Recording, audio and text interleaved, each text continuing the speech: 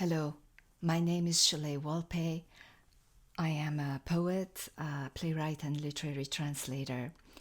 And today I'd like to introduce to you Forugh Farrokhzad, Iranian poet, the first woman who, in the history of Iran, to speak and write completely from a perspective of a woman, socially, sexually, politically.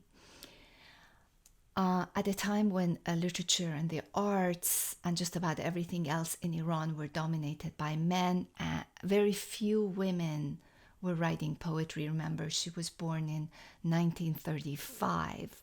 So this is mid 20th century Iran. And she turned out to be a poet of great audacity, of great and extraordinary talent.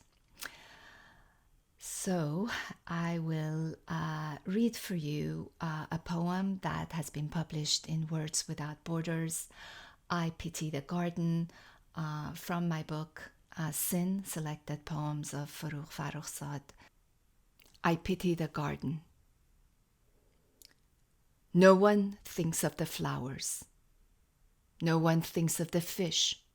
No one wants to believe the garden is dying, that its heart has swollen in the heat of the sun, that its mind drains slowly of its lush memories. Our garden is forlorn. It yawns waiting for rain from a stray cloud, and our pond sits empty. Callow stars bite the dust from atop tall trees. And from the pale home of the fish comes the hack of coughing every night. Our garden is forlorn. Father says, my time is past, my time is past. I've carried my burden, I've done my work. He stays in his room from dawn to dusk, reads History of Histories or Ferdowsi's Epic of Kings. Father says to mother, damn every fish and every bird. When I'm dead, what will it matter if the garden lives or dies? My pension is all that counts. Mother's life is a rolled out prayer rug. She lives in terror of hell, always seeks sin's footprints in every corner, imagines the garden sullied by the sin of a wayward flower.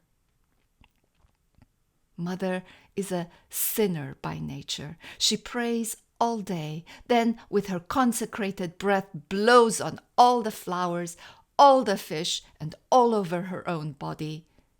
She awaits the promised one and the forgiveness he is to bring. My brother calls the garden a graveyard. He laughs at the plight of the grass and ruthlessly counts the corpses of the fish rotting beneath the thick skin of shallow water. My brother is addicted to philosophy. He sees the healing of the garden in its death. Drunk, he beats his fists on doors and walls, says he's tired, pained, and despondent. He carries his despair everywhere, just as he carries his birth certificate, diary, napkin, lighter, and pen. But his despair is so small that each night it is lost in crowded taverns.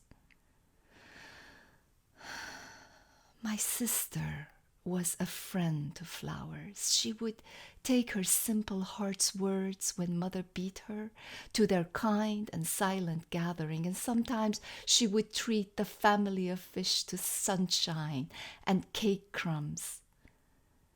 She now lives on the other side of town in her artificial home, and in the arms of her artificial husband she makes natural children. Each time she visits us, if her skirt is sullied with the poverty of our garden, she bathes herself in perfume. Every time she visits, she is with child. Our garden is forlorn. Our garden is forlorn. All day from behind the door come sounds of cuts and tears, sounds of blasts. Our neighbors plant bombs and machine guns instead of flowers in their garden soil. They cover their ponds hiding bags of gunpowder. The school children fill their backpacks with tiny bombs. Our garden is dizzy.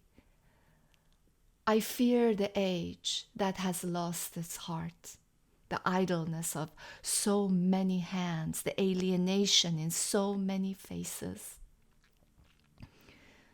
I'm like a schoolchild madly in love with her geometry books. I am forlorn and imagine it is possible to take the garden to a hospital. I imagine, and the garden's heart has swollen in the heat of the sun. Its mind slowly drains of its lush memories.